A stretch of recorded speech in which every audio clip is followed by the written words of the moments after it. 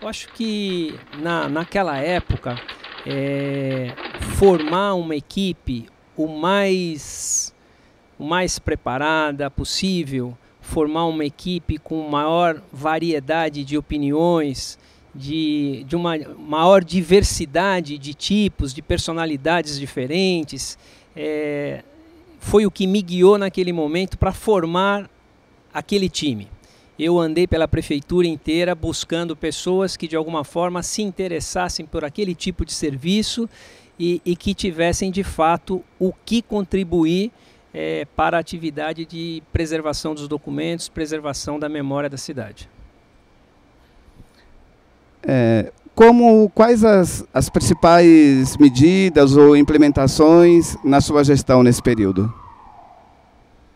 Eu acho que num primeiro momento foi a reforma da lei. Nós propusemos ao Executivo que reformasse a lei que disciplinava a atuação da Fundação, com a eliminação de algumas diretorias, e essa modificação na legislação permitiu uma economia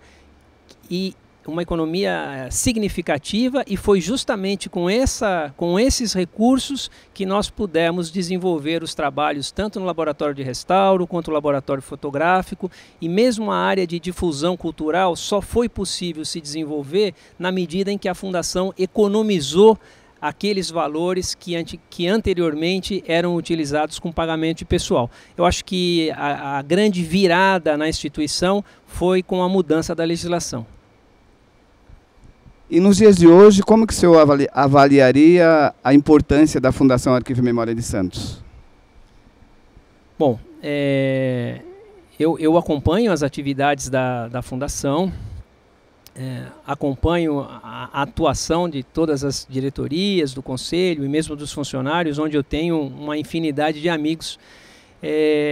Eu acho que a Fundação e sempre será um desafio. Uma instituição como a Fundação Arquivo e Memória, num país com as características do Brasil, a atuação da diretoria e dos funcionários sempre será um desafio.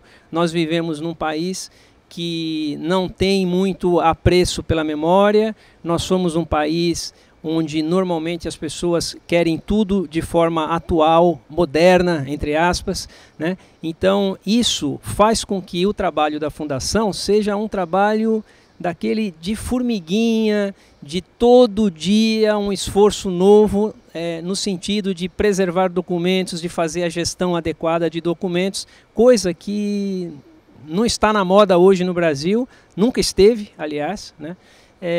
E que eu acho que não faz parte da nossa característica como povo.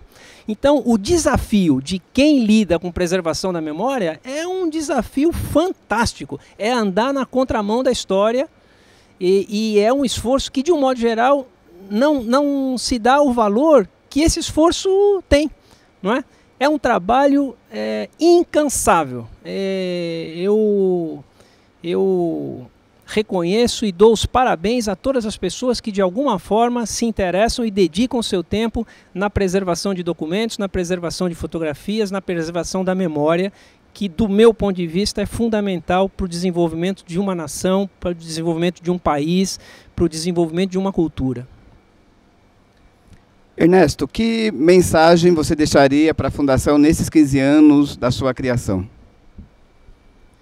Bom, é difícil falar nisso, especialmente porque eu não tenho mais nem tempo pela idade e nem disposição para falar de coisas e para falar de pessoas. Eu tenho tentado usar o tempo de vida, na melhor das hipóteses, para falar sobre ideias. Então, do ponto de vista das ideias, a mensagem que eu posso deixar, eu torço para que não só o atual presidente, mas que os futuros gestores da Fundação e os futuros funcionários tenham clareza de que os poucos recursos e os poucos funcionários precisam e devem ser sempre utilizados no sentido de preservar a memória, preservar documentos, preservar fotografias, que essa é a atribuição da instituição. O contribuinte paga um imposto para que a Fundação realize esse trabalho. É a única instituição na cidade que tem por tarefa preservar os documentos e fazer a gestão de documentos. Sempre que fizer isso, está acertando. Sempre que deixar de fazer, está errando.